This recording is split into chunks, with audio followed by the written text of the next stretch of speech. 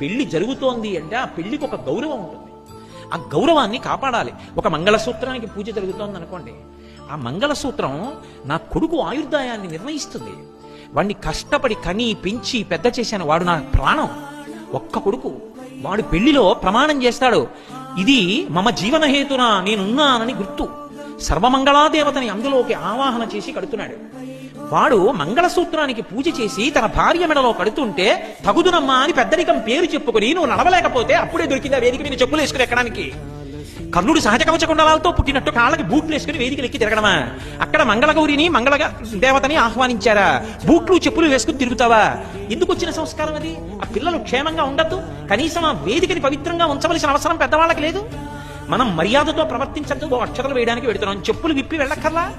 ఏ రాత్రి పడుకుంటే బూట్లు వేసి పడుకుంటావా? ఏ పెళ్లికి వెళ్ళేటప్పుడు బూట్లు ఎందుకు నీకు? ఏ చెప్పులు వేసుకుని వెళ్ళలేవా?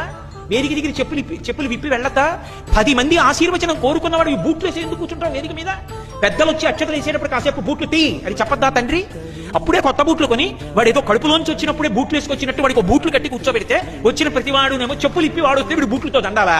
ఈయన వాడికి ఆశీర్వచనం చేయాలా? తపస్సంతా ధారపోసేసి ఆ బిడ్డని కన్నా తండ్రి బుద్ధి చెప్పి బూట్లు ఇప్పి కూర్చోబెట్టద్దు వేదిక మీద. నేనంటలేదు, రామాయణం నేర్పుతోంది సంస్కారం. నేర్చుకో ఎలా బ్రతకాలో, నేర్చుకో ఎలా పెళ్లి చేసుకోవాలి.